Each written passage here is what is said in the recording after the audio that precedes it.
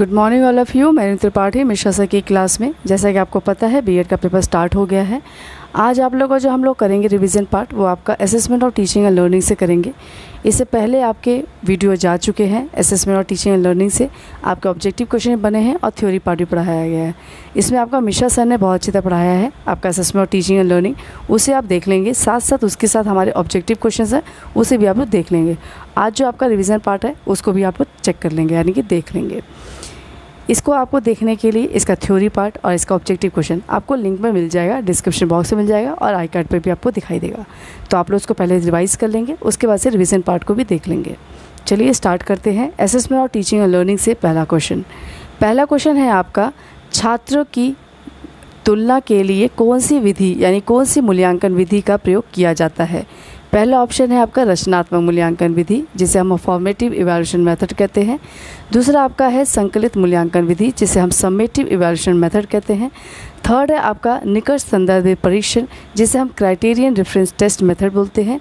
और लास्ट आपका मानक संदर्भित परीक्षण विधि, इसको हम नॉर्म रेफरेंस टेस्ट मेथड कहते हैं। तो इसका आंसर है डी, मानक संदर्भित परीक्षण विधि। मानक संदर्भित परीक्षण में बच्चों को जो अंक दे दिया जाता है उसके बाद से बच्चों में तुलना की जाती है किसका पोजीशन आगे है। तो वो जो तुलना की जाती है दो बच्चों के बीच में और बच्चों के बीच में, तो वो आपका नॉर्म रेफरेंस टेस्ट है। जैसे आपका यूजीसी का टेस्ट होता है, नेट का पेपर होता है, उसमें आपको क्या होता है, ग्रेड आपको पता है कि कितना पासिंग नंबर है, उसके बाद से नॉर्म रेफरेंस टेस्ट लिया जाता है, यानी कि कितने बच्चे जेआरएफ हैं और कितने बच्चे नेट हैं। तो वो आपका नॉर्म यानी इतने बच्चे इन बच्चों में से कितना उनका प्रतिशत आगे है, तो वो आपका नॉर्म रेफरेंस टेस्ट कहलाता है।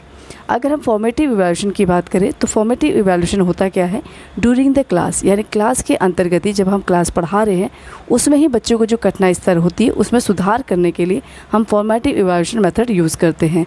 अगर हम समेटिव इवैल्यूएशन मेथड की बात करें तो समेटिव आपका होता है एंड द सेशन, यानी सत्र के अंत में जब हम पेपर या ग्रेडिंग लेते हैं या मार्क्स मिलते हैं बच्चों को, तो वो आपका समेटिव इवैल्यूएशन मेथड कहलाता है। अगर वही हम कहें क्राइटेरिया रेफरेंस टेस्ट, तो वो आपका होता है कि बच्चों में कितना क्राइटेरिया यानी क्राइटेरिया निर्धारित कर दी जाती है कि 7% पे आपका फर्स्ट डिवीज़न है, 45% पे आपका सेकंड डिवीज़न है और 45 से नीचे है अगर बच्चा तो थर्ड डिवीज़न है। वो क्राइटेरिया बना दिया गया होता है। ऐसे ही आपका जब हमारा टेस्ट होता है नेट का, उसमें पहले क्राइटेरिया सेट होता है कि आपको इतना प्रतिशत लाना है, तो वो बच्चे आपको वो नेट में अप्लाई कर सकते हैं। पर उसके बाद से जब टेस्ट हो जाता है उसके बाद से नॉर्म रेफरेंस टेस्ट होता है, यानी कि कितने बच्चे जेआरएफ हुए और कितने बच्चे नेट क्वालिफाइड हैं। ठीक है, तो ये आप लोग समझ गए होंगे। फॉर्मेटिव में ड्यूरिंग द क्लास, समेटिव में एंड द सेशन, क्राइटेरियन में आपका क्राइटेरिया सेट है यानी पहले से निर्धारित है, और नॉर्म में आपकी तुलना यानी कि बच्चों के बीच में तुलना की जाती है। ठीक है, इसे आप ध्यान रखेंगे। नेक्स्ट क्वेश्चन, बुद्धि के सिद्धांत में द्विकारक सिद्धांत किसने दिया। पहला ऑप्शन है बी ने, दूसरा ऑप्शन है स्पीयरमैन, थर्ड है आपका थॉर्नडाइक और लास्ट ऑप्शन है थर्स्टन।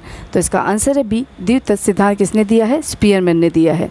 अगर टू फैक्टर थ्योरी की बात करें तो स्पीयरमैन ने दिया है, जिसमें आपका जनरल और आपका स्पेसिफिक फैक्टर होता है। अगर हम बीने की बात करें तो बीने ने एक तत्व सिद्धांत यानी कि यूनिफैक्टर थ्योरी दिया है। और फिर इसके बाद से हमारे थॉर्नडाइक की बात करें तो थॉर्नडाइक ने बहुतत्व सिद्धांत दिया यानी कि मल्टी फैक्टर थ्योरी दिया है। अगर वही हमारा बहुबुद्धि सिद्धांत कह देगा तो बहुबुद्धि सिद्धांत आपका किसने दिया है, गार्डनर ने दिया। आप इसमें कंफ्यूज नहीं होंगे। बहुतत्व यानी मल्टी फैक्टर थ्योरी की बात करें तो थॉर्नडाइक है और बहुबुद्धि सिद्धांत बोलेगा तो गार्डनर है। फिर हमारा आता है थर्स्टन। थर्स्टन ने आपका समूह तत्व सिद्धांत दिया यानी ग्रुप फैक्टर थ्योरी दी है, जिसमें इन्होंने एक और चीज़ दी है, पीएमए थ्योरी भी दी है, जिसे हम प्राइमरी मेंटल एबिलिटी कहते हैं। इसमें आपका थर्स्टन है, उन्होंने सभी तत्व सिद्धांत में आपका MNRSVW दिया है। M से आपका होता है मेंटल, N से न्यूमेरिकल, R से रीजनिंग, S से स्पेशियल, V से वर्बल और लास्ट है आपका W से वर्ड फ्लुएंसी। तो ये भी आपको याद रखना है, कई बार ये सीक्वेंस भी पूछ लेता है तो आपको पता होना चाहिए।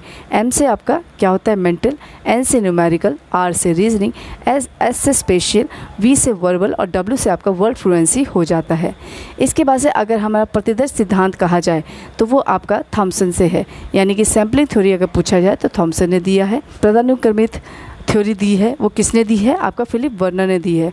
एक और क्वेश्चन आपका बनता है इसी में, 3 आयाम सिद्धांत यानी 3 डायमेंशनल थ्योरी, वो किसने दिया, जेबी गुलफोर्ड ने। 120 उसमें आपके फैक्टर्स दिए हैं, जिसमें आपका पहला आपका क्या होता है, विषय वस्तु, उत्पाद और लास्ट आपका होता है संक्रिया। तो ये चीज़ें भी आपको याद रखना है, संक्रिया, विषय वस्तु और उत्पाद, ये तीनों में आपका डिवाइडेड है और 120 फैक्टर्स इन्होंने दिए हैं।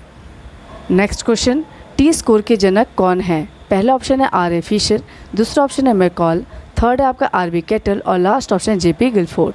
तो इसका आंसर है बी मैकॉल। टी स्कोर के जनक आपके मैकॉल माने जाते हैं, आर ए फिशर आपके जेड स्कोर के जनक माने जाते हैं। अगर हम आर बी कैटल की बात करें तो उन्होंने स्टेन स्कोर दिया है, और अगर सी प्राप्तांक की बात करें तो वो हमारा जेपी गिलफोर्ड ने दिया है। इसको ध्यान रखेंगे, मैं फिर से रिवाइज कर दे रही हूँ। आर ए फिशर आपका जेड स्कोर दिया है, टी स्कोर के मैकॉल हैं, फिर आपका स्टेन स्कोर के आपके आर बी कैटल हैं, और लास्ट आपका सी प्राप्तांक के आपके जेपी गिलफोर्ड हैं। आपका कई बार पूछ लेते हैं जेड स्कोर का फॉर्मूला, तो वो भी आप, जिसको हम रो भी कहते हैं, उससे आप याद रखेंगे x minus M upon rho. इसको याद रखेंगे, जेड स्कोर का अगर फॉर्मूला पूछेगा तो Z x minus M upon rho होगा। अगर वही टी स्कोर का अगर फॉर्मूला पूछ ले तो 50 + 10 ब्रैकेट में x minus M upon rho होगा। फिर से मैं बोल दे रही हूँ, टी स्कोर का क्या होगा, 50 + 10 ब्रैकेट में x minus M upon rho होगा, और जेड स्कोर का x minus M upon rho होगा। वही अगर हम स्टेन स्कोर की बात करें तो वो मूल प्राप्तांकों को 1 से 10 तक के प्राप्तांक में रूपांतरित कर दिया जाता है। जैसे m = 5.5, रो उसका क्या हुआ, 2 हुआ। ठीक है, तो ये भी आपको याद रखना है। इसमें एक चीज़ और भी याद रखनी है आपको, x आपका होता है प्राप्तांक, अगर हम m की बात करें वो मीन है, और अगर रो है तो वो आपका स्टैंडर्ड डेविएशन है। स्टैंडर्ड डेविएशन कई बार लिखा रहता है, आपको निकालना रहता है, तो आप इसको जेड स्कोर निकालना रहेगा। स्टैंडर्ड डेविएशन दिया हुआ है, आपको जेड स्कोर निकालना है तो आप आराम से निकाल लेंगे अगर आपको ये फॉर्मूला याद है, x minus M upon rho. ठीक है, फिर आपका मैं बता दूं, जो हमारा सी प्राप्तांक है, सी प्राप्तांक किसने दिया है, जेपी गिलफोर्ड ने दिया है। तो ये भी आप लोग ध्यान रखेंगे। नेक्स्ट क्वेश्चन, मापन के उपकरण या प्रविधियां हैं। पहला ऑप्शन है आत्मनिष्ठ, दूसरा ऑप्शन है प्रक्षेपी, थर्ड ऑप्शन है वस्तुनिष्ठ और लास्ट ऑप्शन उपरोक्त सभी। तो इसका आंसर है डी, उपरोक्त सभी। मापन के उपकरण में या प्रविधियों में आपका सब्जेक्टिव यानी कि आत्मनिष्ठ आएगा, प्रोजेक्टिव यानी कि प्रक्षेपी आएगा, और ऑब्जेक्टिव यानी कि आपका वस्तुनिष्ठ आ जाता है।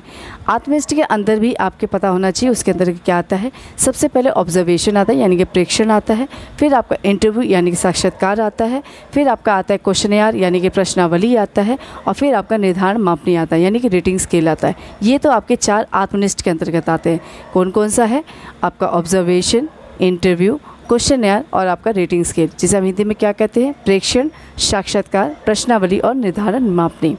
प्रेक्षण भी आपका 2 तरह से होता है, सहभागी प्रेक्षण और असहभागी, यानी पार्टिसिपेंट और ऑब्जर्वर, अनऑब्जर्वर। ये आपके 2 प्रेक्षण होते हैं, ये भी आपको ध्यान रखना है।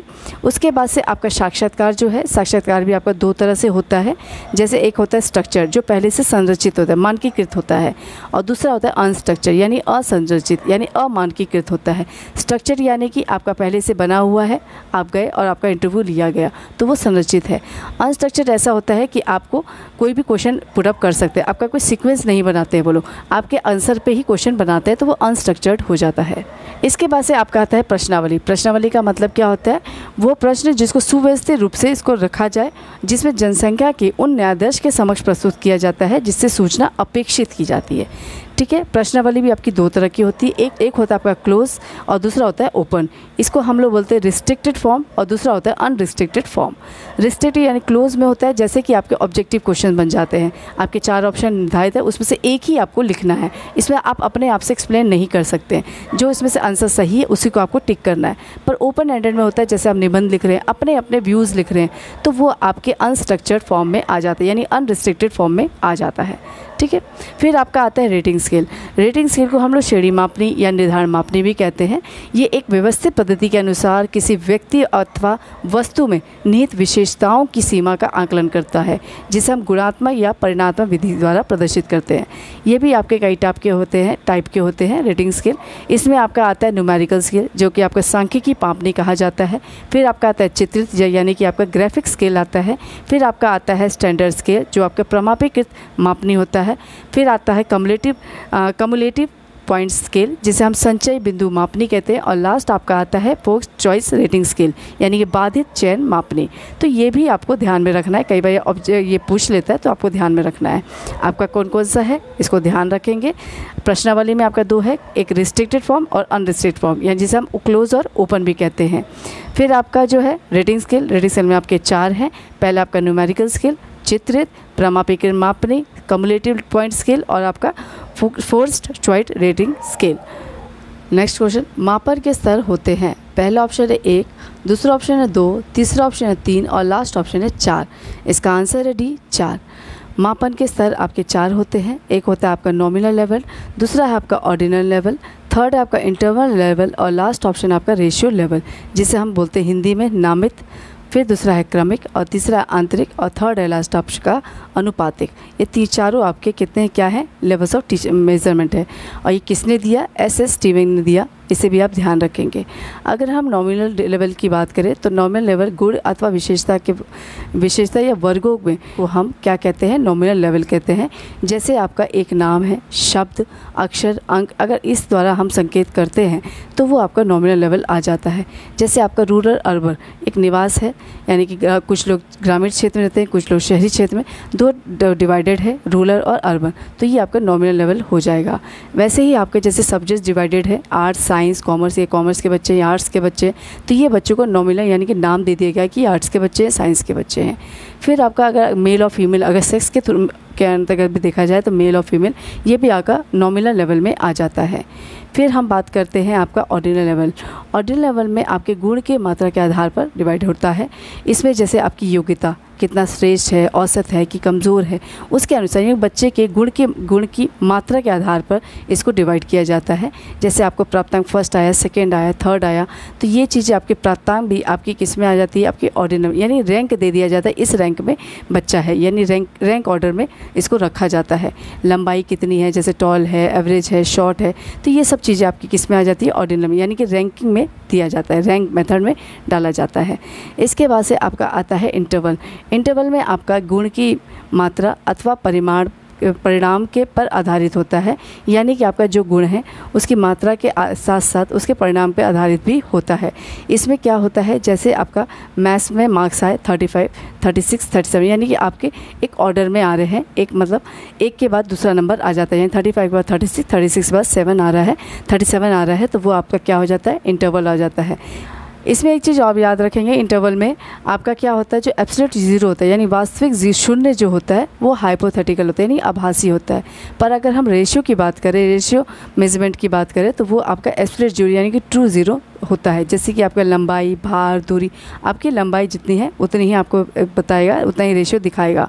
यानी अगर 2.2 है तो वही उतना आपको रेशियो बताएगा, उसका रेशियो निर्धारित बताएगा, 2.0 नहीं होता है। रेशियो मेजरमेंट में आप एक चीज़ याद रखेंगे, एग्जाम्पल के थ्रू मैं आपको बता दे रही हूँ कि अगर 2 बच्चों का वेट 30 है तो वो आपका 60 हो गया, ये समझ में आ रहा है। अगर एक बच्चे का IQ आपका 60 है और दूसरे बच्चे का IQ भी 60 है तो वो टोटल मिला के 120 उसकी IQ नहीं हो सकती है, तो ये आपका रेशियो मेजरमेंट कहलाएगा। ठीक है, एक बार मैं और रिवाइज कर दे रही हूँ। नॉमिनल लेवल यानी कि आपका एक शब्द, एक नाम, अक्षर या अंक के द्वारा या संकेत के द्वारा इसको डिवाइड किया जाता है, नॉमिनल लेवल। इसमें आपका जैसे कि आपका रूरल अर्बन है, निवास के आधार पे, तो वो आपका नॉमिनल लेवल है, उसको नाम दे दिया गया है। अगर हमारा कोई सब्जेक्ट है, आर्ट्स है, साइंस है, कॉमर्स है, ये कॉमर्स के बच्चे हैं या आर्ट्स के बच्चे हैं, स्नातक के रूप में देखा जाए तो ये भी नॉमिनल लेवल आ जाता है। मेल और फीमेल सेक्स जो है वो भी आपका नॉमिनल लेवल में, यानी इनको डिवाइड कर दिया जाता है। वही हमारा अगर कोई फ्रूट्स की बात करें, एप्पल, मैंगो, बनाना, तो उसको भी आपके डिवाइडेड उनको नाम दिया गया है, तो भी आपका नॉमिनल लेवल आ जाता है। अगर हम वही बात करें आपके ऑर्डिनल लेवल की, तो ऑर्डिनल लेवल में आपका रैंक होता है, यानी कि रैंक दे दिया जाता है। जैसे योग्यता है, श्रेष्ठ है, औसत है, कमज़ोर है, या प्राप्तांक मिला है, फर्स्ट है, सेकंड है, थर्ड है, या फिर आपको लंबाई की बात कर दें कि शॉर्ट है, एवरेज है, टॉल है, तो ये आपके गुणों की मात्रा के आधार पर रखा जाता है, तो वो आपका क्या हो जाता है, आपका ऑर्डिनल हो जाता है। वही हम अगर बात करें इंटरवल की, तो इंटरवल में आपके गुण की मात्रा अथवा परिणाम पर आधारित होता है। इसमें आपका क्या होता है, जैसे मैथ्स में मार्क्स मिला 35, 36, 37, यानी आपका यानी कि एक के बाद एक दूसरा नंबर आ जा रहा है, तो वो आपका क्या हो जाएगा, इंटरवल हो जाएगा। वहीं इसमें आप एक चीज़ और देखते हैं कि एब्सोल्यूट ज़ीरो इसमें आभासी की तरह होता है, यानी कि हाइपोथेटिकल होता है। जबकि आपका रेशियो की बात करें तो रेशियो आपका एब्सोल्यूट ज़ीरो यानी कि ट्रू ज़ीरो हो जाता है। जैसे लंबाई, भार, दूरी, आपको मैंने एग्जांपल बताया कि 2 बच्चों का अगर 30 वेट है तो वो 60 हो सकता है, पर अगर 2 बच्चों का एक बच्चे का 60 IQ है, दूसरे बच्चे का 60 IQ है, तो वो दोनों मिलाकर एक 120 IQ नहीं हो सकता है। तो ये आपके रेशियो में आ जाता है। नेक्स्ट क्वेश्चन, शैक्षिक उद्देश्यों को बालक द्वारा किस सीमा तक प्राप्त किया गया या जानने की व्यवस्थित प्रक्रिया को ही मूल्यांकन की संज्ञा दी जाती है। यह किसके द्वारा है? पहला ऑप्शन है एडम्स, दूसरा ऑप्शन है डांडेटकर और थर्ड ऑप्शन है आपका गुड्स और लास्ट ऑप्शन है कोठारी कमीशन। तो इसका आंसर है बी, आपका डांडेटकर। डांडेटकर ने कहा कि शैक्षिक उद्देश्यों को बालक द्वारा की किस सीमा तक प्राप्त किया गया है या जानने की व्यवस्थित प्रक्रिया को ही मूल्यांकन की संज्ञा दी जाती है। किसने कहा है? डांडेटकर ने। अगर हम एडम्स की बात करें तो उन्होंने कहा कि मूल्यांकन का अर्थ है किसी वस्तु या प्रक्रिया का मूल्य निर्धारण करना तथा शैक्षिक मूल्यांकन से आशय किसी शिक्षण प्रक्रिया या अधिगम अनुभवों की उपयोगिता के संबंध में मूल्य प्रदान करना होता है। वहीं हम अगर बात करें गुड्स की, तो गुड्स ने कहा कि मूल्यांकन एक ऐसी प्रक्रिया है जिससे सही ढंग से किसी वस्तु या मापन किया जा सकता है। और लास्ट आपका कोठारी कमीशन है। कोठारी कमीशन ने कहा कि अब यह माना जाने लगा है कि मूल्यांकन एक अनवरत प्रक्रिया है और यह संपूर्ण शिक्षा प्रणाली का एक अभिन्न अंग है और यह शिक्षण लक्ष्यों से घनिष्ठ रूप से संबंधित है। ठीक है, मैं इसको एक बार रिवाइज कर दे रही हूँ। रिवाइज में आपका देख लेते हैं कोठारी कमीशन ने क्या कहा कि अब यह माना जाने लगा है कि मूल्यांकन एक अनवरत प्रक्रिया है, यह संपूर्ण शिक्षा प्रणाली का एक अभिन्न अंग है और यह शिक्षण लक्ष्य को घनिष्ठ रूप से संबंधित है। अगर वही हम गुड्स की बात करें तो उन्होंने कहा कि मूल्यांकन एक ऐसी प्रक्रिया है जिससे सही ढंग से किसी वस्तु या मापन द्वारा किया जा सकता है। वहीं हम बात करें डांडेटकर की, तो डांडेटकर ने कहा कि शैक्षिक उद्देश्य को बालक द्वारा किस सीमा तक प्राप्त किया गया है या जानने की व्यवस्थित प्रक्रिया को ही मूल्यांकन की संज्ञा दी गई है।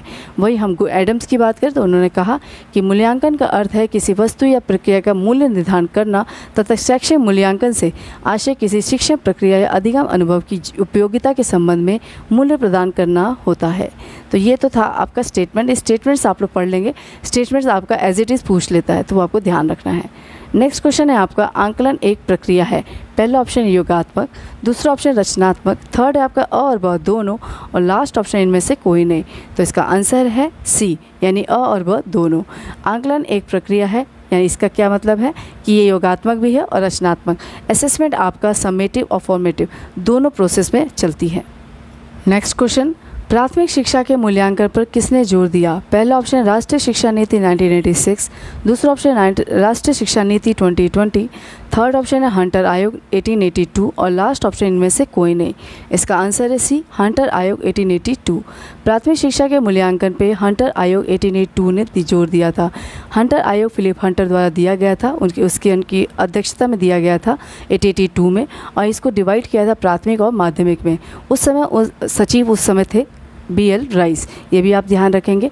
उस समय जो सदस्य की बात करें तो उसमें 20 सदस्य जिसमें आपके 7 भारतीय थे, ये भी आपको ध्यान में रखना है। हंटर आयोग कब आया? 1882 में आया। प्राथमिक शिक्षा के मूल्यांकन में इसे सबसे ज़्यादा जोर दिया। किस में डिवाइड किया? प्राथमिक और माध्यमिक में इसको डिवाइड किया गया, और उस समय सचिव कौन थे? आपके BL राइस थे।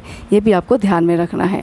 ठीक है, अगर हम राष्ट्रीय शिक्षा नीति 1986 की बात करें तो ये आपको पता है, ये आपका राष्ट्रीय शिक्षा नीति दूसरी है। पहली आपकी शिक्षा के आयोग में आपकी 68 आई थी 1968, और दूसरी आपकी ये शिक्षा आयोग में आई थी 1986।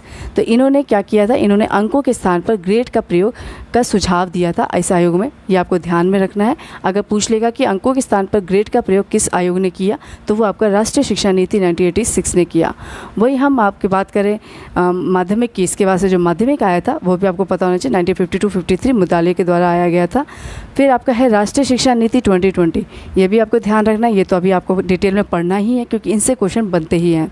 आपके राष्ट्रीय शिक्षा नीति 2020 के इस फॉर्मेट पे आया था 5+3+3+4। कोठारी में आपका 10+2+3 था। अब आपका जो 2020 आया वो आपका 5+3+3+4 आया, यानी फाउंडेशन एज पहले आएगा आपका, फिर प्री-प्रिपरेटरी, फिर आपका आता है मिडिल और लास्ट में आपका आता है सेकेंडरी। ये भी आपको ध्यान रखना है। 5 साल का आपका फाउंडेशन है, 3 साल का आपका प्रिपरेटरी है, फिर 3 साल का आपका मिडिल है और लास्ट में आपका 4 साल का आपका सेकेंडरी है। ये किसकी अध्यक्षता में आया? के कस्तूरीरंगन के अध्यक्षता में आया। तो ये भी आपको ध्यान रखना है। 2020 आपको बिल्कुल अच्छी तरह रट जाना चाहिए। उसमें क्या क्या सुझाव दिया, क्या क्या चीज़ें हुई, ये सब चीज़ें ध्यान में रखनी है। 6th क्लास से आपकी व्यावसायिक शिक्षा स्टार्ट हो जानी है, तो ये भी आपको पता होना चाहिए। नेक्स्ट क्वेश्चन, मानक के प्रकार हैं। पहला ऑप्शन है आयु, दूसरा ऑप्शन है श्रेणी, थर्ड ऑप्शन है ए और बी दोनों, और लास्ट ऑप्शन इनमें से कोई नहीं। तो इसका आंसर है सी, ए और बी दोनों। मानक के आपके दो प्रकार में होते हैं, एक तो आप आयु के आधार पे आप मानक तय करते हैं, और दूसरा आप श्रेणी के आधार पर मानक तय करते हैं। ठीक है। नेक्स्ट क्वेश्चन, आंतरिक संगति ज्ञात करने की विधियाँ हैं। पहला ऑप्शन है 50% पद कठिनता की गणना करना, दूसरा ऑप्शन है हर पद को मापन की कसौटी पर जांच करना, थर्ड है आपका प्रथम 25% और अंतरिम 25% पदों को लेकर परीक्षण का सहसंबंध ज्ञात करना, और लास्ट ऑप्शन है उपरोक्त सभी। तो इसका आंसर है डी, उपरोक्त सभी। आंतरिक संगति को ज्ञात करने के लिए आपकी ये सभी विधियाँ सही हैं, जैसे आपका 50% पद कठिनता की गणना करना, हर पद को मापन के कसौटी पर जाँच करना, और प्रथम 25% और अंतिम 25% पदों को लेकर परीक्षण का सहसंबंध ज्ञात करना आपका आंतरिक संगति ज्ञात करने के लिए उपयुक्त है।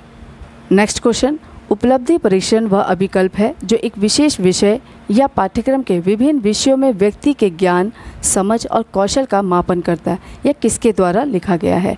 फिर से मैं रिवाइज कर दे रही हूँ। उपलब्धि परीक्षण वह अभिकल्प है जो एक विशेष विषय या पाठ्यक्रम के विभिन्न विषयों में व्यक्ति के ज्ञान, समझ व कौशल का मापन करता है। पहला ऑप्शन है फ्रीमैन, दूसरा ऑप्शन है लिंक्विस्ट, थर्ड ऑप्शन है आपका सुपर, और लास्ट ऑप्शन है इबेल। तो इसका आंसर ए, फ्रीमैन। फ्रीमैन का ये कथन है कि उपलब्धि परीक्षण वह विकल्प है जो एक विशेष विषय या पाठ्यक्रम के विभिन्न विषयों में व्यक्ति के ज्ञान, समझ और कौशल का मापन करता है। वही हम अगर लिंग्विस्ट की बात करें तो लिंग्विस्टिक ने कहा कि एक सामान्य निष्पत्ति परीक्षण वह है जो एक फलांग द्वारा निष्पत्ति के किसी दिए गए हुए क्षेत्र में विद्यार्थी के सापेक्षिक ज्ञान का बोध कराए। मैं फिर से रिवाइज कर दे रही हूँ। लिंग्विस्ट ने क्या कहा कि एक सामान्य निष्पत्ति परीक्षण वह है जो एक फलांग द्वारा निष्पत्ति के किसी दिए हुए क्षेत्र में विद्यार्थी के सापेक्षिक ज्ञान का बोध कराए। वही हम अगर बात करें सुपर की, तो सुपर ने कहा कि एक उपलब्धि या क्षमता परीक्षण या ज्ञात करने के लिए प्रयोग किया जाता है कि व्यक्ति ने क्या और कितना सीखा और वह कोई कार्य कितनी भलीभांति कर लेता है। मैं फिर से रिवाइज कर दे रही हूँ। सुपर ने क्या कहा कि एक उपलब्धि या क्षमता परीक्षण व या ज्ञात करने के लिए प्रयोग किया जाता है कि व्यक्ति ने क्या और कितना सीखा तथा वह कोई कार्य कितनी भलीभांति कर लेता है। वहीं हम इबेल की बात करें तो इबेल ने कहा कि उपलब्धि परीक्षण वह विकल्प है जो विद्यार्थियों के द्वारा ग्रहण किए गए ज्ञान, कुशलता और क्षमता का मापन करता है। इबेल ने क्या कहा कि उपलब्धि परीक्षण वह विकल्प है जो विद्यार्थियों के द्वारा ग्रहण किए गए ज्ञान, कुशलता या क्षमता का मापन करता है। तो ये तो आपके स्टेटमेंट्स हैं। इनको स्टेटमेंट्स को आप लोग याद कर लेंगे क्योंकि स्टेटमेंट्स आपकी बुक से एज इट इज़ आ जा रहे हैं। ठीक है। नेक्स्ट क्वेश्चन, उपलब्धि परीक्षण का महत्व है। पहला ऑप्शन है अगली कक्षा में पदोन्नति, दूसरा ऑप्शन है विभिन्न सेवाओं में चयन, थर्ड है आपका श्रेणी प्रदान करना, और लास्ट ऑप्शन उपरोक्त सभी। तो इसका आंसर है डी, उपरोक्त सभी। उपलब्धि परीक्षण की बात करें तो इसके महत्व की बात करें तो अगली कक्षा में पढ़ने यानी कि नेक्स्ट क्लास में इसको वो भेजना, फिर उसके बाद से विभिन्न सेवाओं के चयन करना और फिर श्रेणी प्रदान करना भी आपका उपलब्धि परीक्षण का महत्व कहलाता है। नेक्स्ट क्वेश्चन, थॉर्नडाइक द्वारा बुद्धि के कितने प्रकार दिए गए हैं? पहला ऑप्शन है 1, दूसरा ऑप्शन है 2, तीसरा ऑप्शन है 3 और लास्ट ऑप्शन है 4। इसका आंसर है सी, 3। थॉर्नडाइक के द्वारा बुद्धि के 3 प्रकार बताए हैं। पहला आपका मूर्त यानी कंक्रीट इंटेलिजेंस, दूसरा है अमूर्त बुद्धि जो कि एब्स्ट्रैक्ट इंटेलिजेंस बोलते हैं, और तीसरा आपका सामाजिक बुद्धि यानी कि सोशल इंटेलिजेंस। थॉर्नडाइक ने कितने प्रकार की बुद्धि बताई है? मूर्त, अमूर्त और सामाजिक बुद्धि। ठीक है, इसे भी आप ध्यान रखेंगे। नेक्स्ट क्वेश्चन, अगर किसी व्यक्ति की IQ 112 है तो वह किस प्रकार की बुद्धि का होगा? पहला ऑप्शन है प्रतिभाशाली, दूसरा ऑप्शन है श्रेष्ठ, तीसरा ऑप्शन है सामान्य और लास्ट ऑप्शन है मंद। तो इसका आंसर है बी, श्रेष्ठ। यानी 110 से 119 तक का अगर बच्चा है तो वो सुपीरियर यानी कि श्रेष्ठ कहलाएगा। अगर प्रतिभाशाली की बात करें यानी जीनियस की बात करें तो 140 या इससे अधिक होगा। सामान्य की बात करें तो 90 से 109 तक की होगी, या जिसे हम नॉर्मल बोलते हैं। और अगर मंद यानी डल की बात करें तो 80 से 89 के बीच में होगा। ये भी आप लोग ध्यान रखेंगे। प्रतिभाशाली 140 या इससे अधिक होगा, श्रेष्ठ आपका 110 से 119 के बीच में होगा, सामान्य आपका 90 से 109 के बीच में होगा, और अगर मंद की बात करें तो 80 से 89 होगा। इसमें आपकी और भी चीज़ें आती हैं, जैसे अति श्रेष्ठ कौन होते हैं, तो 120 से 139 के बीच में अगर होगा तो वेरी सुपीरियर हो जाएगा। हम इसमें IQ देख रहे हैं, तो IQ के बारे में भी आपको पता होना चाहिए। IQ किसने दिया? IQ विलियम स्टर्न 1912 में दिया था। विलियम स्टर्न ने 1912 में बुद्धि लब्धि दी थी, जिसे हम क्या बोलते हैं? इंटेलिजेंस क्वेश्चन बोलते हैं। कई बार पूछ लेता है इसका फुल फॉर्म, तो ये भी अभी कभी पूछना, IQ अगर लिखा हुआ है तो उसका फुल फॉर्म भी कई बार पूछ रहा है तो वो भी आपको पता होना चाहिए। बुद्धि लब्धि हिंदी में बोलते हैं, इंग्लिश में आपका इंटेलिजेंस क्वेश्चन बोलते हैं। अगर हम इसके फॉर्मूले की बात करें यानी इसके सूत्र की बात करें तो वो भी आपको पता होना चाहिए। MA/CA × 100 यानी मानसिक आयु यानी कि mental age upon chronicle age यानी कि वास्तविक आयु × 100 अगर आप निकालेंगे तो आपका बुद्धि लब्धि का सूत्र पता चल जाएगा, यानी कि आपका आंसर निकल जाएगा। IQ = MA/CA × 100। अगर आपकी मेंटल एज 11 है और आपकी क्रॉनिकल एज 10 है तो इंटू कर देंगे 100 तो उसका निकल जाएगा 110, यानी इसकी क्या है उसकी IQ 110 है। नेक्स्ट क्वेश्चन, बुद्धि को मापने के लिए सबसे पहला बुद्धि परीक्षण दिया। पहला ऑप्शन है बीने तथा साइमन, दूसरा ऑप्शन है वेशलर, थर्ड ऑप्शन है कुलमान और लास्ट ऑप्शन इनमें से कोई नहीं। तो इसका आंसर है ए, बीने और साइमन। बुद्धि को मापने के लिए सबसे पहले बुद्धि परीक्षण बीने और साइमन ने 1905 में किया था। नेक्स्ट क्वेश्चन, टॉरेंस ने सृजनात्मकता के कई पक्ष बतलाए हैं, निम्नलिखित में से कौन सा उन्होंने नहीं बतलाया है। पहला ऑप्शन है लचीलापन यानी कि फ्लेक्सिबिलिटी, दूसरा है आपका मौलिकता यानी कि ओरिजिनलिटी, थर्ड है आपका प्राविकता यानी फ्लुएंसी और लास्ट ऑप्शन है नोवेल्टी यानी कि नवीनता। तो इसका आंसर है डी, नवीनता। टॉरेंस ने सृजनात्मकता के कई पक्ष बताए जिसमें आपका लचीलापन, मौलिकता और आपका प्राविकता आता है, जबकि आपका नवीनता इसमें इंक्लूडेड नहीं है। अगर हम सृजनात्मक की बात करें तो सृजनात्मक में आपका अपसारी चिंतन में प्रमुखता दी जाती है। अपसारी चिंतन का मतलब होता है डाइवर्जेंट थिंकिंग, यानी कि एक ही क्वेश्चन पे बहुत तरीके से सोचना, वो आपका अपसारी चिंतन। जैसे आप निबंध लिखते हैं तो आपकी सोच उसमें बहुत सारी चीज़ें इंक्लूडेड होती है। और कन्वर्जेंट क्या होता है, जैसे आपका क्लोज एंडेड क्वेश्चन, जैसे आपका ऑब्जेक्टिव क्वेश्चन हो जाता है तो वो आपका कन्वर्जेंट होता है, यानी आपको एक ही पे आपको फोकस करना है, चारों तरफ से सोचना है और एक ही आंसर पे टिक करना है, तो वो आपका कन्वर्जेंट हो जाता है। और डाइवर्जेंट मतलब बहुत सारा चीज़ें बातें सोचना, तो वो आपका चिंतन करना, वो आपका डाइवर्जेंट थिंकिंग हो जाता है। नेक्स्ट क्वेश्चन, हाई स्कूल के विद्यार्थियों के लिए रुचि तालिका बनाई। पहला ऑप्शन है माइनर, दूसरा ऑप्शन है मूर, थर्ड ऑप्शन है आपका स्ट्रॉन्ग और लास्ट ऑप्शन इनमें से कोई नहीं। तो इसका आंसर है ए, माइनर। हाई स्कूल के विद्यार्थियों के लिए रुचि तालिका आपकी माइनर ने बनाई, और कब बनाई ये भी पूछ लेगा, तो 1919 में बनाई, 1919 में बनाई। इसके अगर हम इसके परिभाषा की बात करें तो एक परिभाषा आपको याद रखनी सुपर की। सुपर ने लिखा कि रुचि संपूर्ण मानव व्यवहार का एक पहलू है। सुपर ने क्या कहा कि रुचि संपूर्ण मानव व्यवहार का एक पहलू है, तो ये भी कई बार पूछ लेता है, इसको याद रखना। 1919 में रुचि तालिका बनाई, किसने बनाई, माइनर ने बनाई। नेक्स्ट क्वेश्चन, मनोवैज्ञानिक गुण के आधार पर स्पेंजर ने व्यक्तित्व का वर्गीकरण नहीं किया। पहला ऑप्शन है बहिर्मुखी, दूसरा ऑप्शन है सैद्धांतिक, थर्ड ऑप्शन है धार्मिक और लास्ट ऑप्शन है सौंदर्यात्मक। इसका आंसर है ए, बहिर्मुखी। मनोवैज्ञानिक गुणों के आधार पर स्पेंजर ने व्यक्तित्व के वर्गीकरण में आपका सैद्धांतिक, आर्थिक, सामाजिक, राजनीतिक, धार्मिक और सौंदर्यात्मक दिया है, जबकि आपका बहिर्मुखी आपका जुंग के द्वारा दिया गया है। बहिर्मुखी और अंतर्मुखी आपका जुंग के द्वारा दिया गया है। वही अगर हम बात करें शेल्डन की, तो शेल्डन ने आपका गोलाकृति, आयताकृति और लंबाकृति दिया है, ये भी ध्यान रखेंगे।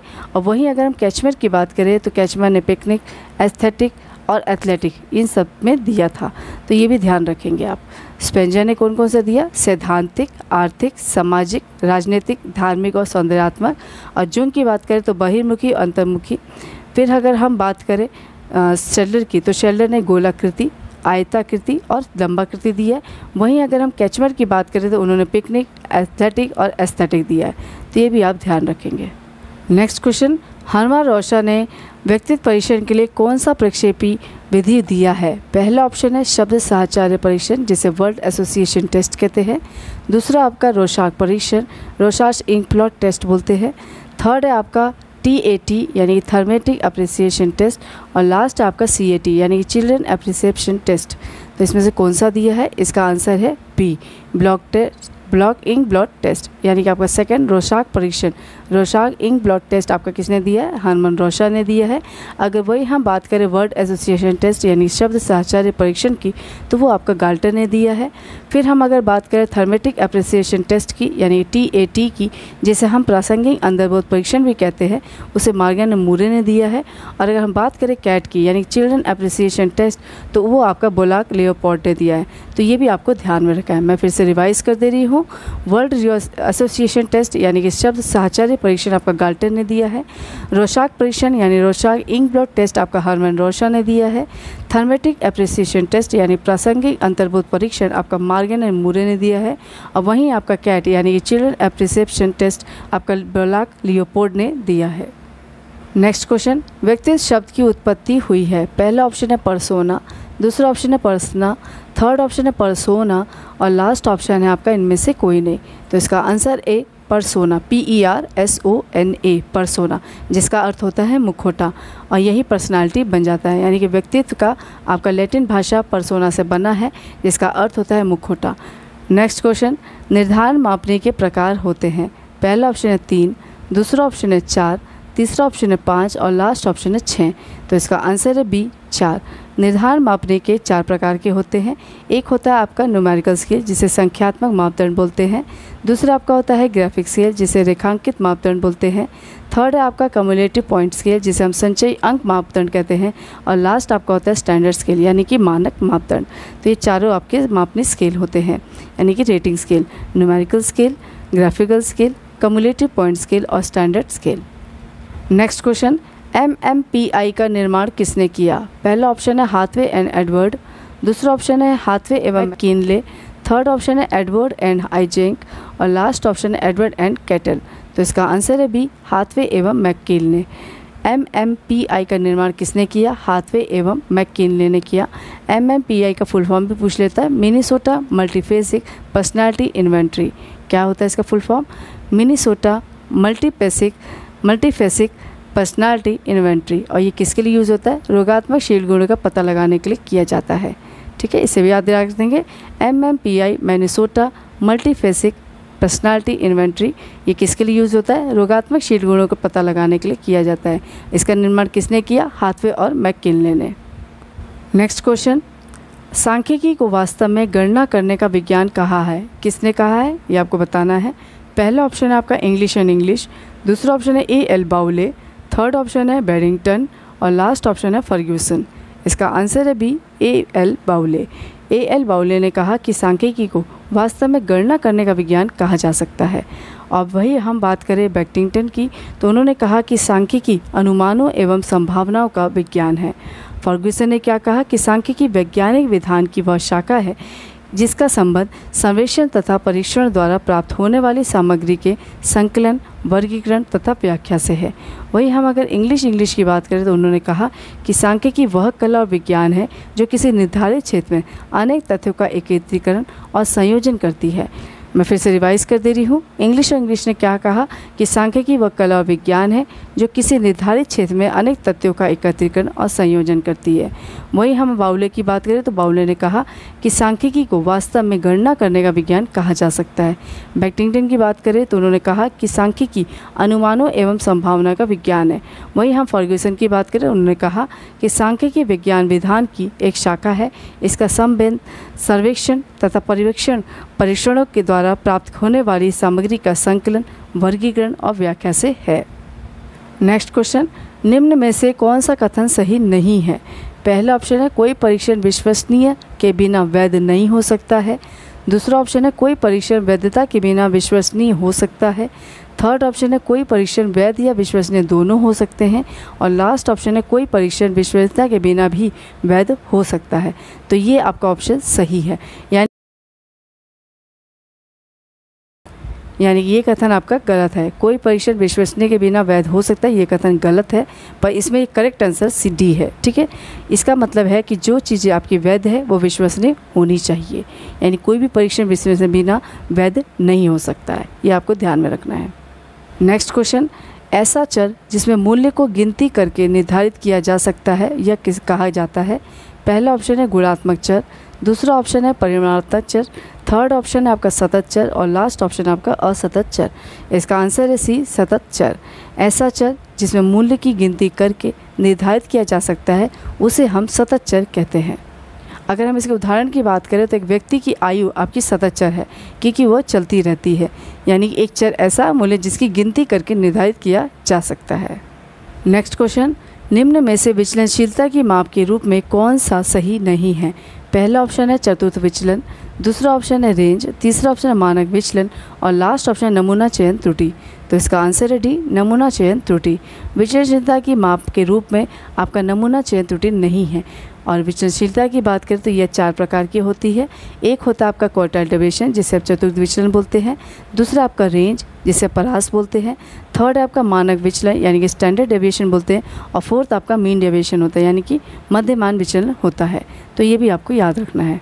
स्टैट से संबंधित जितने भी क्वेश्चंस है, जितना भी थ्योरी पार्ट है, मिश्रा सर ने बहुत अच्छे से पढ़ाया है, उसे आप देख लेंगे। वो आपको डिस्क्रिप्शन बॉक्स में मिल जाएगा और आई गाइड में भी आपको शो कर रहा होगा। मिश्रा सर में आपने सब कुछ पढ़ा दिया है। क्वार्टाइल डेविएशन हो, चाहे वो स्टैंडर्ड डेविएशन हो जाए, चाहे वो रेंज हो, चाहे आपका NPC हो, ये आपको पूरा डिटेल में पढ़ाया है। उसे समझ आपके क्वेश्चन से पढ़ाए हुए हैं, आप उसको जाके देख लेंगे। डिस्क्रिप्शन बॉक्स में मिल जाएगा और आई कार्ड में भी आपको शो कर रहा होगा। तो इसको आप लोग ज़रूर देख लेंगे। मिश्रा सर की क्लासेस है, उसको आप लोग ज़रूर देख लेंगे। नेक्स्ट क्वेश्चन, अव्यवस्थित आंकड़ा 8, 7, 6, 5, 6, 10, 8, 6 का बहुलांक है। इसका पहला ऑप्शन है 8, दूसरा ऑप्शन है 6, तीसरा ऑप्शन है 10 और लास्ट ऑप्शन है 7। तो इसका आंसर है बी, 6। आपका अव्यवस्थित आंकड़ा 8, 7, 6, 5, 6, 10, 8, 6 यानी बहुलांक पूछ रहा है, यानी कि बार बार जिसकी आवृत्ति हो रही है, तो वो कौन सा नंबर है? आपका 6। 6 आपका 3 बार बोला गया, तो वो आपका क्या है? बहुलांक। नेक्स्ट क्वेश्चन, कितनी बुद्धि लब्धि वाले को जड़ बुद्धि कहा जाता है? पहला ऑप्शन है 100 से 125, दूसरा ऑप्शन है 0 से 25, तीसरा ऑप्शन है 120 से 160 और लास्ट ऑप्शन है 60 से 90। तो इसका आंसर है बी, 0 से 25। 0 से 25 बुद्धि लब्धि वाले बच्चे जड़ बुद्धि कहे जाते हैं। नेक्स्ट क्वेश्चन, अव्यवस्थित प्राप्तांक 9, 8, 12, 10, 11, 11 का मध्यांक क्या है? इसका क्या पूछ रहा है? या ग्रुप डाटा है और इसका मीडियन पूछ रहा है। पहला ऑप्शन है 10, दूसरा ऑप्शन है 11, तीसरा ऑप्शन 10.5 और लास्ट ऑप्शन इनमें से कोई नहीं। तो इसका आंसर है सी, 10.5।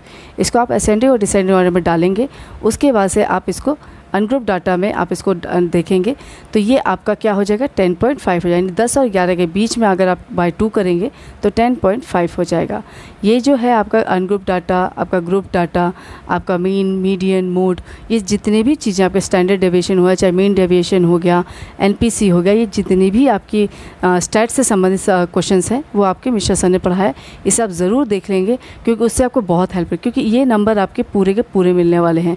तो ये आपको देखना ही है, स्टैट्स को आप ज़रूर देख लेंगे। मिश्रा सर का लिंक आपको डिस्क्रिप्शन बॉक्स में मिल जाएगा, साथ साथ आपको आई कार्ड में भी शो कर रहा होगा। इसे आप ज़रूर देख लेंगे, स्टैट्स को आप बिल्कुल कंप्लीट कर लेंगे। नेक्स्ट क्वेश्चन, निम्नलिखित में से कौन सा केंद्र प्रवृत्ति का विश्वसनीय माप है? पहला ऑप्शन है मध्यमान, दूसरा ऑप्शन है मध्यांक, तीसरा ऑप्शन है बहुलक और लास्ट ऑप्शन है प्रसार। तो इसका आंसर है ए, मध्यांक। निम्नलिखित में से केंद्र प्रवृत्ति का विश्वसनीय माप आपका मध्यांक यानी कि मीन होता है। ये कभी भूलना नहीं है कि स्टैंडर्ड टेंडेंसी जो है आपकी मीन है, ठीक है। नेक्स्ट क्वेश्चन, निम्नलिखित में से कौन विचलन का विश्वसनीय माप कहा जाता है? पहला ऑप्शन है प्रमाणिक विचलन यानी कि स्टैंडर्ड डेविएशन, दूसरा आपका माध्य विचलन यानी कि मीन डेविएशन, थर्ड है आपका चतुर्थ विचलन जिसे हम क्वार्टाइल डेविएशन कहते हैं और लास्ट आपका है प्रसार यानी कि रेंज। तो इसका आंसर है ए, प्रमाणिक विचलन। अगर हम विचलन का विश्वसनीय माप कहें तो वो आपका स्टैंडर्ड डेविएशन है, जबकि हम अगर इसकी बात करें यानी कि हम अगर केंद्रीय प्रवृत्ति की विश्वसनीय माप की बात करें तो वो मीन होता है। केंद्रीय प्रवृत्ति की विश्वसनीय माप आपका मध्यमान है यानी कि मीन है, और अगर हम विचलन का विश्वसनीय माप पूछें तो वो आपका प्रमाणिक विचलन हो जाता है यानी कि स्टैंडर्ड डेविएशन होता है। नेक्स्ट क्वेश्चन, जब किसी x में वृद्धि करने पर चर y में वृद्धि होती है अथवा चर x में कमी होने पर चर y में कमी होती है तो इस प्रकार के सहसंबंध को क्या कहते हैं? पहला ऑप्शन है ऋणात्मक सहसंबंध यानी कि नेगेटिव कोरिलेशन, दूसरा आपका धनात्मक सहसंबंध यानी कि पॉजिटिव कोरिलेशन, थर्ड है आपका शून्य सहसंबंध यानी कि जीरो कोरिलेशन और लास्ट ऑप्शन उपरोक्त में से कोई नहीं। तो इसका आंसर है बी, धनात्मक सहसंबंध। जब किसी x में वृद्धि करने पर y चर भी आपका वृद्धि करता है यानी दोनों में वृद्धि होती है, तो x में कमी होती है तो y में भी कमी होती है। अगर ऐसा दोनों चीज़ दोनों तरफ होता है तो क्या होता है? वो धनात्मक सहसंबंध हो जाता है यानी पॉजिटिव कोरिलेशन हो जाता है। आपको पता है मिश्रा सर ने कोरिलेशन बहुत अच्छे से पढ़ाया है, उसे आप ध्यान से पढ़ लेंगे। डिस्क्रिप्शन बॉक्स में आप ज़रूर ढूंढ लेंगे और स्टैट पार्ट पूरा पढ़ लेंगे आप। मिश्रा सर ने पूरा डिटेल, मेरे को लग रहा है 34 to 35 इसके वीडियोज़ हैं, उसको आप देख लीजिएगा, वो आपके बेनिफिशियल है आपके लिए। नेक्स्ट क्वेश्चन, सहसंबंध गुणांक ज्ञात करने की कोटि अंतर विधि का प्रतिपादन किसने किया?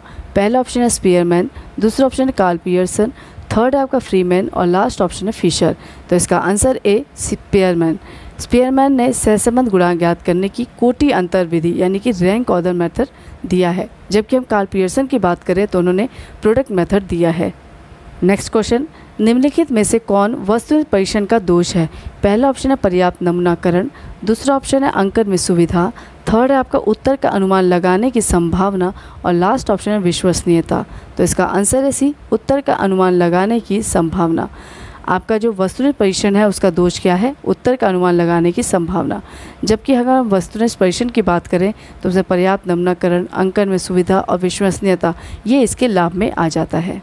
अगर हम बात करें वस्तु परीक्षण की, तो वस्तु परीक्षण की अगर हम विशेषता की बात करें, कैरेक्टरिस्टिक्स की बात करें, ये भी आपको कई बार आ जाता है कि वस्तु परीक्षण में निम्न में से कोई विशेषता होना आवश्यक है। तो क्या क्या विशेषता होनी चाहिए ये आपको पता होना चाहिए। जैसे आपका वस्तुनिष्ठता, विश्वसनीयता, वैधता, ये तीनों ही विशेषता इसकी है। वस्तु परीक्षण की विशेषता क्या है?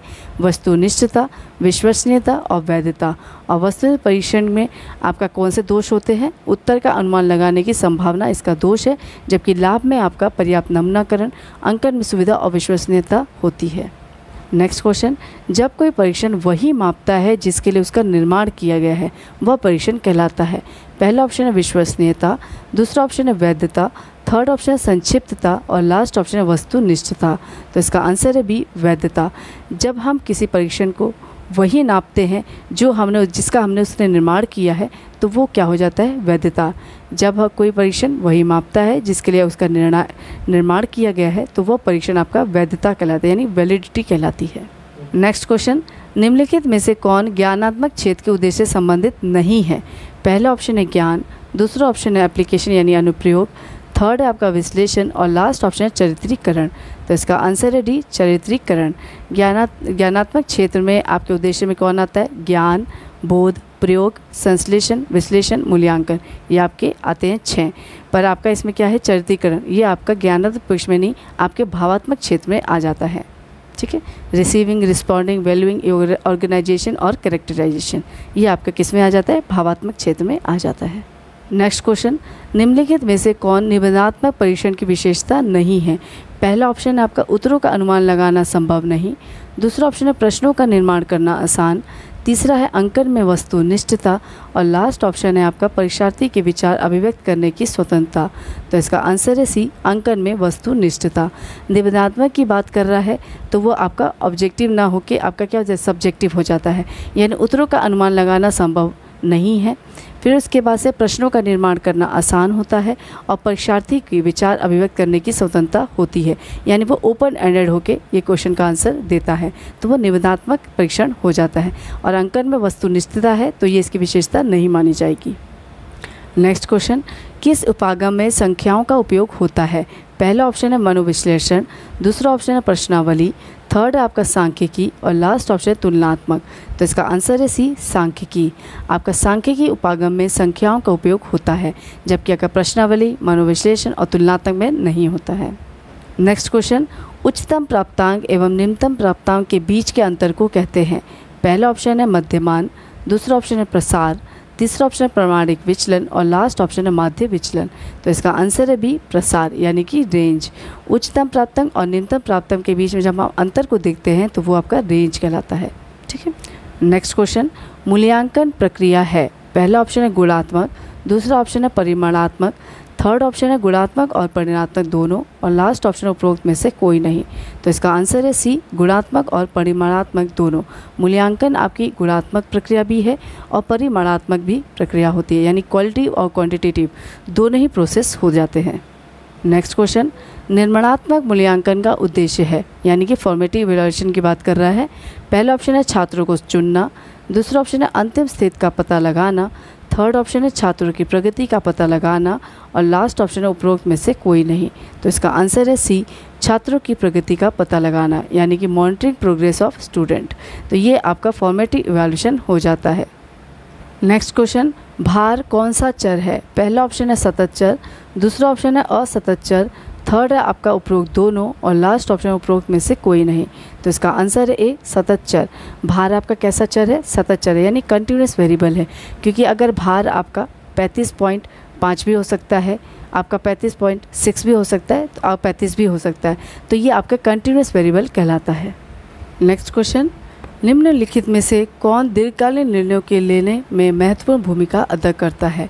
पहला ऑप्शन है योगात्मक मूल्यांकन, दूसरा ऑप्शन है संरचनात्मक मूल्यांकन, थर्ड है आपका नाम स्तर और लास्ट ऑप्शन उपरोक्त में से कोई नहीं। तो इसका आंसर है ए योगात्मक मूल्यांकन। दीर्घकालीन निर्णयों को लेने के लिए महत्वपूर्ण भूमिका अदा आपका समेटिव इवैल्यूएशन करता है, यानी कि योगात्मक मूल्यांकन करता है, जो कि आपका एंड ऑफ द सेशन होता है। नेक्स्ट क्वेश्चन, केंद्रवर्ती मान कितने प्रकार की होती है? पहला ऑप्शन है 3, दूसरा ऑप्शन है 4, तीसरा ऑप्शन है 5 और लास्ट ऑप्शन है 2। तो इसका आंसर है ए 3। केंद्रवर्ती मान आपके 3 होते हैं, mean, median, mode.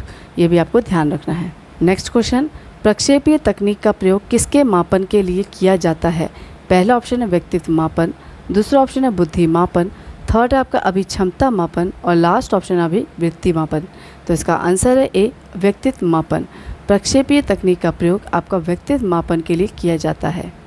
Next question, अल्पकालीन निर्णयों को लेने में कौन सहायक है? पहला ऑप्शन है आपका योगात्मक मूल्यांकन, दूसरा आपका संरचनात्मक मूल्यांकन, थर्ड है आपका उपरोक्त दोनों और लास्ट ऑप्शन उपरोक्त में से कोई नहीं। तो इसका आंसर है बी संरचनात्मक मूल्यांकन। अल्पकालीन निर्णय लेने के लिए आपका संरचनात्मक मूल्यांकन है और अगर दीर्घकालीन निर्णयों की बात करें तो योगात्मक मूल्यांकन होता है। ठीक है। नेक्स्ट क्वेश्चन, निम्न में से कौन मापन का स्तर नहीं है? पहला ऑप्शन है नामी स्तर यानी कि नॉमिनल लेवल, दूसरा आपका क्रमिक स्तर यानी कि ऑर्डिनल लेवल, थर्ड है आपका समानुपातिक स्तर और लास्ट ऑप्शन आपका अनुपातिक स्तर। तो इसका आंसर है सी यानी कि समानुपातिक स्तर। मापन में आपका समानुपातिक स्तर नहीं होता है, जबकि आपका नामी स्तर, क्रमिक स्तर, अंतराल यानी अंतराल स्तर और लास्ट आपका अनुपातिक स्तर यानी कि आपका कौन कौन सा नॉमिनल, ऑर्डिनल, इंटरवल और रेशियो होता है। ठीक है। नेक्स्ट क्वेश्चन, निम्नलिखित में से कौन एक अच्छे परीक्षण की विशेषताओं से भिन्न है? पहला ऑप्शन है विश्वसनीयता, दूसरा ऑप्शन है वैधता, थर्ड है आपका वस्तुनिष्ठता और लास्ट ऑप्शन आपका अभिक्षमता। तो इसका आंसर है डी अभिक्षमता। अभिक्षमता एक अच्छे परीक्षण की विशेषता से भिन्न है, जबकि विश्वसनीयता, वैधता, वस्तुनिष्ठता ये आपके अच्छे परीक्षण की विशेषताओं में आ जाता है। नेक्स्ट क्वेश्चन, रचनात्मक मूल्यांकन का मुख्य प्रयोजन है? पहला ऑप्शन है विषय वस्तु के मूल्यांकन का बोझ कम करना, दूसरा ऑप्शन है सतत मूल्यांकन करना, थर्ड है आपका विद्यार्थियों ने किस हद तक सीखा है उसका मूल्यांकन करना और लास्ट ऑप्शन है विद्यार्थियों को और अधिक ज्ञान प्राप्त करने में सहायता देना। तो इसका आंसर है बी सतत मूल्यांकन करना। रचनात्मक मूल्यांकन का अर्थ होता है यानी फॉर्मेटिव इवैल्यूएशन होता है आपका कंटिन्यूस प्रोसेस होता है, यानी कंटिन्यूस इवैल्यूएशन होता रहता है during the class, formative evaluation होता है। नेक्स्ट क्वेश्चन, दो चरों के बीच सहसंबंध का गुणांक परिसर है? पहला ऑप्शन है 0 से +1, दूसरा ऑप्शन है +1 से -1, थर्ड है आपका 0 से -1 और लास्ट ऑप्शन उपरोक्त में से कोई नहीं। तो इसका आंसर है बी +1 से -1। दो चरों के बीच सहसंबंध का गुणांक आपका +1 से -1 होता है। आप इंटीजर्स में देखते हैं पहले आपका प्लस यहाँ से स्टार्ट है और माइनस यहाँ बीच में आपका 0 होता है, यानी +1 से लेकर 0 तक आपका पॉजिटिव सहसंबंध है। फिर आपका 0 जो है आपका शून्य सहसंबंध है और 0 से -1 आपका नेगेटिव सहसंबंध हो जाता है। नेक्स्ट क्वेश्चन, टेस्ट रीटेस्ट निर्धारण की विधि है? पहला ऑप्शन है वैधता, दूसरा ऑप्शन है विश्वसनीयता, थर्ड ऑप्शन है उपयोगिता और लास्ट ऑप्शन आपका वस्तुनिष्ठता। तो इसका आंसर है बी विश्वसनीयता। टेस्ट रीटेस्ट निर्धारण की विधि आपकी विश्वसनीयता के अंतर्गत आता है।